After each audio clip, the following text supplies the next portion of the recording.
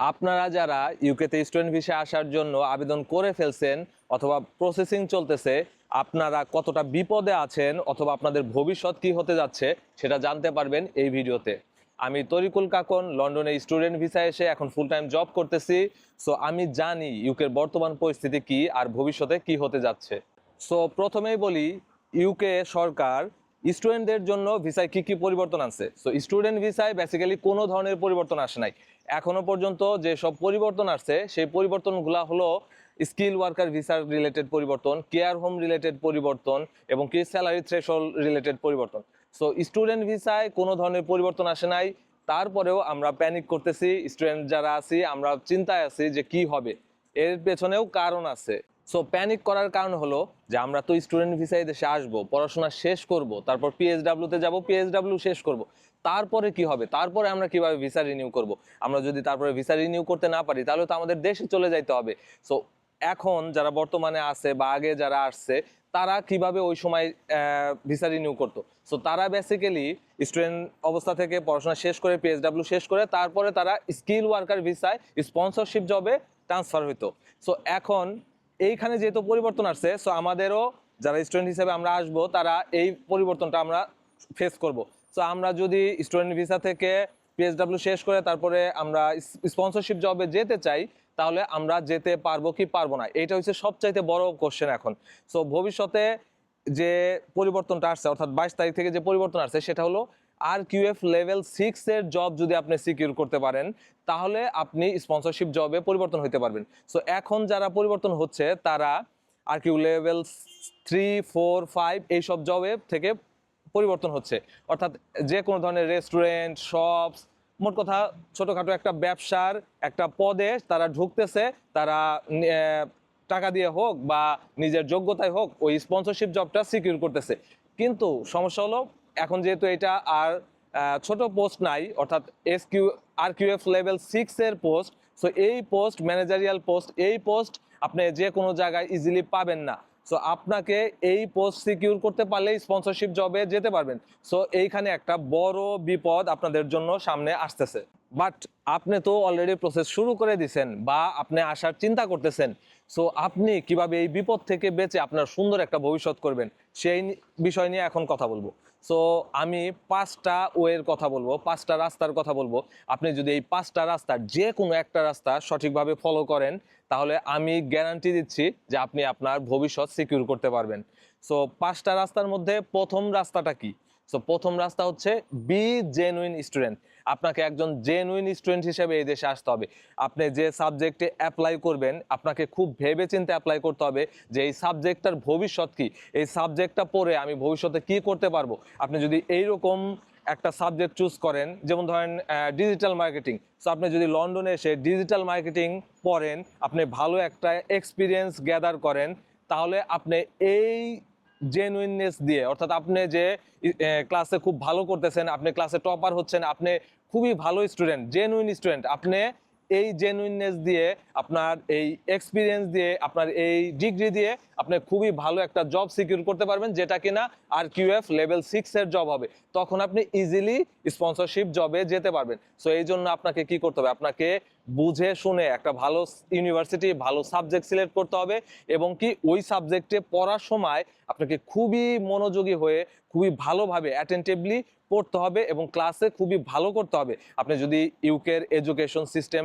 সঠিকভাবে নিজের ভিতরে আত্মস্থ করতে পারেন, আমি গ্যারান্টি দিচ্ছি যে আপনি ভালো একটা জব পাবেন এবং ওই জব দিয়ে আপনি স্পন্সরশিপ জবে যেতে পারবেন। আপনি যদি স্পন্সরশিপ জবে যেতে পারেন তাহলে তো আপনার কোনো টেনশন নাই, আপনার PR confirm. So second way হচ্ছে যে আপনি আপনার যে ফিল্ড, অর্থাৎ আপনি যে ফিল্ডে পড়াশোনা করতে এখানে আসবেন, আপনি সিকিউর করবেন ওই ফিল্ডে একটা ভালো জব পাওয়ার। সো এইটা কিভাবে করবেন?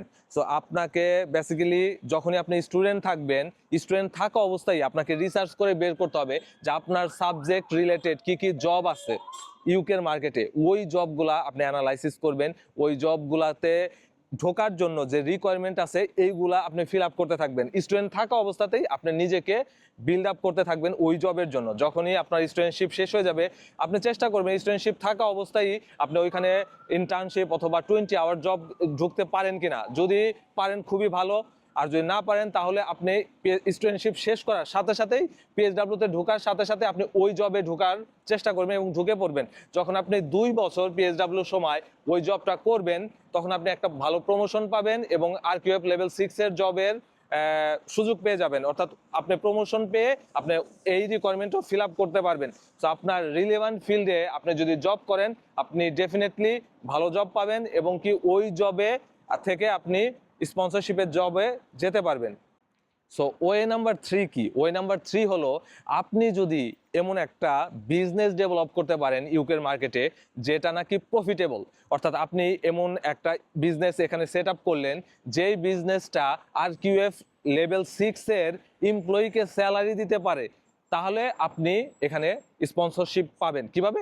সেটা হলো সেলফ স্পন্সরশিপের মাধ্যমে। আপনি একটা বিজনেস ডেভেলপ করবেন, সেই বিজনেসটা আপনাকে একটা সেলফ স্পন্সরশিপ দিবে, যেহেতু আপনার বিজনেস এনাফ প্রফিট গেইন করতেছে যে আরকিউএফ লেভেল 6 এর একটা পোস্টকে স্যালারি দিতে পারে। সো আপনাকে এই জন্য যেটা করতে হবে, ইউকেতে আসার শুরু থেকেই আপনাকে বিজনেস মাইন্ডসেট নিতে হবে যে এখানে কোন বিজনেসটা করলে আপনি লং টার্মে, অর্থাৎ এই যে অল্প সময় আছে আপনার স্টুডেন্টশিপ এবং কি পিএসডাব্লিউ, এই সময়ের মধ্যে আপনি একটা আপনার বিজনেসকে প্রফিটেবল করতে পারবেন। যদি প্রফিটেবল করতে পারেন তাহলে আপনি অবশ্যই সেলফ স্পন্সরশিপে যেতে পারবেন। সো এই জন্য আপনাকে বিজনেস মাইন্ড আলা লোক হইতে হবে, আপনাকে বিজনেস বুঝতে হবে। ইউকের মার্কেটে হাজার হাজার ব্যবসা আছে। আমি এক্সপ্লোর করার পরে দেখছি যে ইউকের মার্কেটে বিজনেসের অভাব নাই। অনেকে বলবে বিজনেস করতে টাকা লাগে, না, এখানে অনেক বিজনেস আছে যেগুলো বিজনেস করতে আপনার শুধু 50 পাউন্ড দিয়ে আপনি বিজনেস ওপেন করবেন, দ্যাটস ইট, আপনি বিজনেস করতে পারবেন। এখানে অনেক ই কমার্স বিজনেস আছে, এখানে অনেক অনলাইন বিজনেস আছে। আপনি যদি ফ্রিল্যান্সার টাইপের মানুষ হন, আপনি এখানে এজেন্সি চালু করে বিজনেস চালু করে এদেশের মানুষকে সার্ভিস দিবেন, বাংলাদেশ থেকে সার্ভিস নেবেন, বাংলাদেশের যারা ফ্রিল্যান্সার আছে তাদেরকে কাজে লাগাবেন। সো আপনি এগুলো করতে পারেন, এইগুলো নিয়ে রিসার্চ করেন। যারা বিজনেস মাইন্ডেড তারা এটা নিয়ে চিন্তা করবেন প্রথম থেকে, ডে 1 থেকে আপনার মাইন্ডসেট থাকবে আমি একটা সাকসেসফুল বিজনেস দিব, যে বিজনেস দিয়ে আমি সেলফ স্পন্সরশিপে যাব এবং কি ওই স্পন্সরশিপের মাধ্যমে আমি 5 বছর কমপ্লিট করে পিআর নিব। সো এর পরের ওয়ে নাম্বার হচ্ছে 4। সো ওয়ে নাম্বার 4 সবার জন্য। সো এতক্ষণ যেসব ওয়ে বলছি আপনাকে খুব জেনুইন খাঁটি মানে খুবই মেধাবী স্টুডেন্ট হইতে হবে, যারা না তারা এটা পারবে না। আবার আপনাকে বিজনেস মাইন্ডের লোক হইতে হবে, যারা না এরা বিজনেস মাইন্ডের হইতে পারে না। আবার আরেকটা হচ্ছে ভালো কমিউনিকেশন স্কিল জানলে আপনি ভালো ফিল্ডে জব পাবেন। সো ওইটা যদি না হন তাহলে আপনি ওইটা পারবেন না। সো এইগুলা যদি না থাকে তাহলে আপনি কি করবেন? আমার কথা হচ্ছে আপনি যেভাবেই হোক এই দেশে আসছেন, এখন আপনাকে একটা রুলস ফলো করতে হবে। সেই রুলসটা হলো হার্ড ওয়ার্ক। আপনি যদি হার্ড ওয়ার্ক করতে পারেন তাহলে আমি গ্যারান্টি দিচ্ছি আপনি আপনার ভবিষ্যৎ সিকিউর করতে পারবেন। কিভাবে আমি বলি। সো আপনি স্টুডেন্ট ভিসায় আসলেন, হয়তো বা পার্শিয়াল টিউশন ফি দিয়ে আসবেন 50%, আর 50% টিউশন ফি আপনার এখানে এসে দিতে হবে। তো আপনি স্টুডেন্ট অবস্থায় আপনি পার্ট টাইম জব করতে পারবেন। আপনি যখন পার্ট টাইম জব করবেন, এই পার্ট টাইম জবের সময় আপনি চেষ্টা করবেন হার্ডওয়ার্ক করার, অর্থাৎ আপনি একটা জব করবেন এনআইতে, আর তারপরের জব কিভাবে করবেন আপনি এইসব তো বুঝেন, এসব অফিসিয়ালি বলা যায় না। সো ওইভাবে করে আপনার টিউশন ফি দিয়ে দিবেন, অর্থাৎ আপনার স্টুডেন্টশিপ শেষ হওয়ার মধ্যেই আপনার যেন কোনো ধরনের ঋণ না থাকে, আপনি যেন একদম ক্লিয়ার থাকেন যে আপনার টিউশন ফি দেওয়া শেষ, আপনার সমস্ত কিছু দেওয়া শেষ, আপনি একদম নিউট্রাল, আপনার কোনো ঋণ নাই। সো এখন আপনার পিএসডাব্লিউ শুরু। পিএসডাব্লিউ 2 বছর, 2 বছর মানে 24 মাস। আপনি এই 24 মাসে 2টা জব করবেন, কারণ এখানে আপনার জবের কোনো লিমিটেশন নাই, আপনি যত ইচ্ছা তত জব করতে পারবেন। আপনি 2টা জব করবেন, একটা ফুল টাইম একটা পার্ট টাইম। আপনি যখন 2টা জব করবেন ইউকেতে, ফুল টাইম এবং পার্ট টাইম, তখন আপনি মাসে কমপক্ষে 3000 পাউন্ড কামাতে পারবেন। আমি এটা গ্যারান্টি দিচ্ছি। কেন? কারণ আমি দেখেছি যারা পিএসডাব্লিউতে আছে তারা 3000 পাউন্ড কামাচ্ছে, তারা 2টা জব করে। যারা লেজি পারসন তারা না, লেজি পারসনরা একটা জবই করতে পারে না, 30 ঘন্টা 20 ঘন্টা করে জব করে, তারা পারবে না। হার্ড ওয়ার্ক, আমি বলছি রুলস হলো হার্ড ওয়ার্ক। আপনি যদি হার্ড ওয়ার্ক করেন, 2টা জব করেন, তাহলে আপনি 3000 পাউন্ড কামাতে পারবেন। 1000 পাউন্ড আপনার খরচের জন্য রাখলাম আমি। 1000 পাউন্ড খরচ হবে না, 600-700 পাউন্ড খরচ হবে, তারপরও আমি 1000 পাউন্ড রাখলাম, যেহেতু হার্ড ওয়ার্ক করবেন আপনার জন্য কিছু দরকার আছে। বাকি 2000 পাউন্ড প্রতি মাসে আপনি সেভ করবেন। এই 24 মাসে 2000 পাউন্ড করে সেভ করলে আপনার 48,000 পাউন্ড সেভ হবে।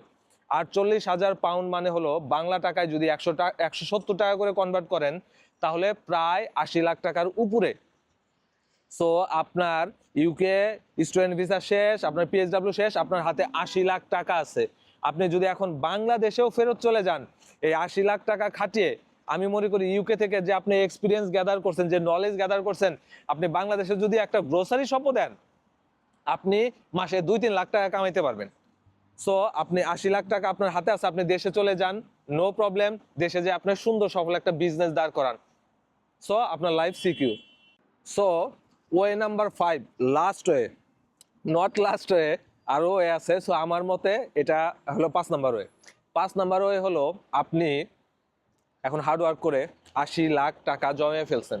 সো এখন আপনি অপরচুনিটি খুঁজেন ইউরোপের অন্যান্য দেশে কোথায় অপরচুনিটি আছে, বা ইউকের বাইরে কানাডা হতে পারে, আমেরিকা হতে পারে, কোথায় অপরচুনিটি আছে আপনি সেইখানে অপরচুনিটি খুঁজেন।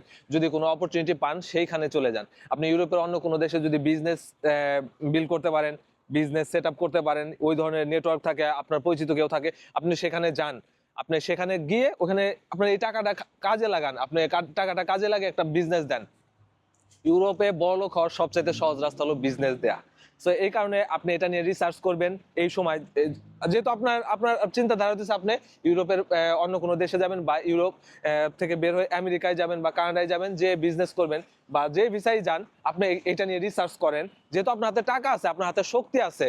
সো এটা কেন সহজ আমি বলি, বাংলাদেশ থেকে কেউ যদি ইউরোপের কোনো দেশে বা কানাডা বা আমেরিকায় যেতে চায়, এটা প্রায় ইম্পসিবল তার জন্য ভিসা পাওয়া। কিন্তু কেউ যদি ইউকেতে চলে আসে, তার পাসপোর্টে একটা ইউকের ভিসা পড়ে যায়, তখন তার পাসপোর্ট স্ট্রং হয়ে যায়, সে অ্যাপ্লাই করলে চলে যেতে পারে। আমি ইউরোপের অনেক দেশ বেড়াইছি, অনেক দেশে গেছি। আমি যদি বাংলাদেশ থেকে অ্যাপ্লাই করতাম, সুইজারল্যান্ডের ভিসা আমাকে কখনোই দিত না। কিন্তু আমি এখানে আসার কারণে আমি সুইজারল্যান্ডের ভিসা পেয়েছি, আমি সুইজারল্যান্ডে বেড়াইতে গেছি। সো আমি বেড়াইতে গেছি, আপনি বেড়াইতে যাবেন না, আপনি ওখানে বিজনেস খুঁজতে যাবেন। আপনি বিজনেস কোথায় আছে, বা ওখানে অন্য কি অপরচুনিটি আছে, ওখানে ওয়ার্ক পারমিট আছে কিনা, যারা পিআর দেয় খুব কুইকলি, স্পেন খুব কুইকলি পিআর দেয়, আপনি স্পেনে যাবেন, যা দেখবেন ওইখানে কি সুযোগ আছে। সো অর্থাৎ আপনার হাতে যেহেতু টাকা আছে, আপনি এই টাকাটাকে ইউটিলাইজ করে ইউরোপের অন্য কোনো দেশে যায় আপনি সেটেল হইতে পারবেন। সো এইগুলা হলো 5টা ওয়ে। এই 5টা ওয়ের যে কোনো একটা ওয়ে ফলো করলে ইনশাল্লাহ আপনার ভালো কিছু হবে। আমি বলতেছি আপনাকে, প্রথম কথা, হার্ড ওয়ার্ক যদি করেন, আপনি ডেডিকেশন দিয়ে করেন, প্রপার প্ল্যানিং করেন, একটু স্মার্ট হন, তাহলে আপনার এই যেসব সমস্যাগুলা আসতেছে বা আসবে, এগুলা নিয়ে টেনশন করার কিছু নাই। আপনার যত বাধা আসুক, আপনি বাধা বের করে সামনে চলে যেতে পারবেন। সো প্যানিক করবেন না। আপনারা যারা সিদ্ধান্ত নিয়েছেন ইউকেতে আসার, আপনাদের সিদ্ধান্ত অ্যাবসলিউটলি রাইট সিদ্ধান্ত। আপনি এই সিদ্ধান্ত নিয়ে ভালো করছেন। আমি বলবো এখন আপনার কাজ হবে এই সিদ্ধান্তকে আসলেই সঠিক সিদ্ধান্ততে রূপান্তর করা। সো দেখা হবে পরবর্তী ভিডিওতে ইনশাল্লাহ। আমি আরো ভ্যালুয়েবল কন্টেন্ট দিব, আপনারা পাশে থাকেন, কানেক্টেড হয়ে থাকতে পারেন, সাবস্ক্রাইব ফলো এগুলা করে থাকলে কি হবে, আপনি আমার ভিডিও মিস করবেন না। সো দেখা হবে নেক্সট ভিডিওতে। আল্লাহ হাফেজ।